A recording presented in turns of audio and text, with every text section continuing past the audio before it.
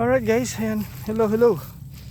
Good afternoon. Ngayon pong oras ay alas 5 na ng hapon. So, i-update ko kayo guys ang aking kapalayan dahil ilang araw na lang harvestin na sila. Kita nyo, yung iba tukol na.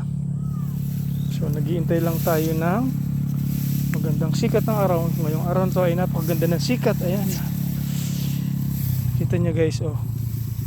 Nakakatuwa naman, no? At least kahit pa paano may blessing na darating sa atin sa hamon ng buhay, laban lang. Ayun na itsura ng ating palay guys, oh. Diba? Gagawin pa tayo. Hindi na tayo dudulo ron guys, ano? Kasi medyo malalim ang putik.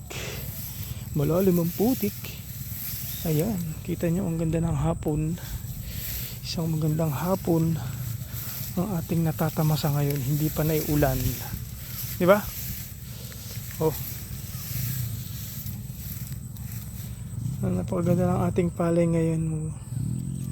Nasa medyong iba ng ulan, maipay-iba, no? Oh, hindi na tayo guys gagawin doon, hindi na tayo dudulo doon dahil malayo. Uy, mukhang puro langgam to. Yan, hanggang dito na lang tayo. Ayan, yun yung pinakabungad. Ilang araw na lang to guys. Aanihin na tong ating kapalayan. Kakatuwa naman, no?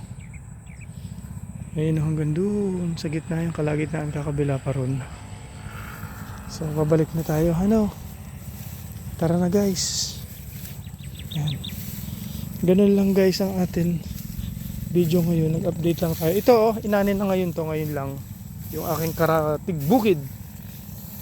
Kasi ano, ang ganda ang ganda ng mga uhay ng ating palay.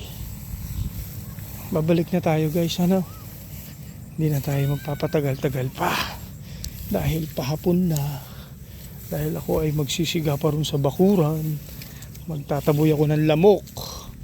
Yan, in-update ko lang kayo guys sa ating palay kasi noon binibideo natin to, pinapakita natin kung paano ang ngayon. Ayan, update na tayo sa ating kapalayan. So paano guys, maraming salamat sa mga nanood. Ganun lang ating vlog ngayong unting video lang, ha. Thank you so much for watching. Ayan, God bless po sa ating lahat. God bless po sa ating lahat dyan.